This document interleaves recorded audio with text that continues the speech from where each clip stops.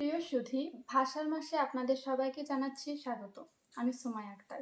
যেহেতু ভাষার জন্য আমরা প্রাণ দিয়েছি, আসুন বাংলা ভাষার শুদ্ধ প্রয়োগ করি।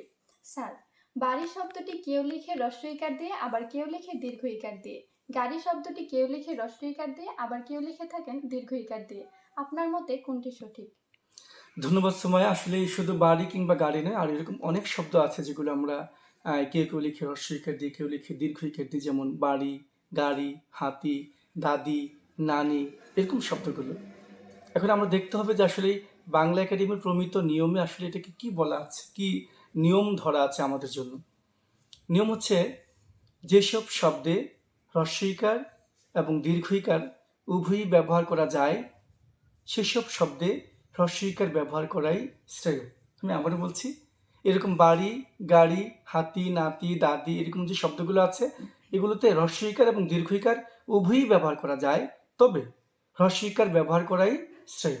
স্যার, স্টেশন, স্টোর, ফটোস্টেট এবং রেজিস্ট্রেশন এই শব্দগুলো কেউ বা লিখে থাকেন দন্ত স দিয়ে, আবার কেউ বা লিখেন মূর্ধন্য স দিয়ে। আবার রাস্তাঘাট কিংবা অফিস আদালতে এই শব্দগুলোর ভিন্নতা দেখা যায়। আপনার মতে কোনটি সঠিক?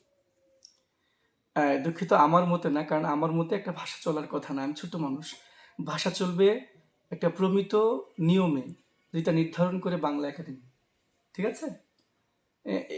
একটি গুরুত্বপূর্ণ প্রশ্ন করেছেন যে station, store, photostat, stationery, registration, এই শব্দগুলো অহরহ আমাদের চোখে পড়ে, এবং মজার বিষয় হচ্ছে যে এক একটা জায়গায় এক এক জায়গায় এক একভাবে বসছে।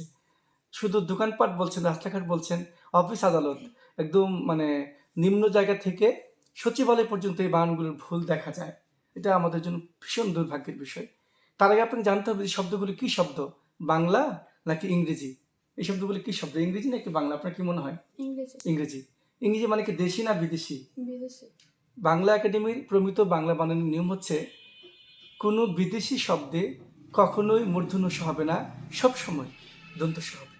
আমি আবার বলছি, যেহেতু এই রেজিস্ট্রেশন, স্টোর, ফটোস্টেট, এই শব্দগুলো বিদেশি, শুধু এই শব্দ না, আরও যত বিদেশি শব্দ আছে, কোনো বিদেশি শব্দে কখনই কি হবে না, মূর্ধন্য ষ হবে না, সবসময় দন্ত স হবে। ধন্যবাদ আপনাকে। ভাষার মাসে সকল ভাষা শহীদকে বিনম্র শ্রদ্ধা জানাচ্ছে এবং গুঞ্জন পাঠাগারের পক্ষ থেকে সবাইকে আবারও ধন্যবাদ জানিয়ে শেষ করছি আজকের এই আয়োজন। সবাই ভালো থাকবেন। সবাই ভালো থাকবেন।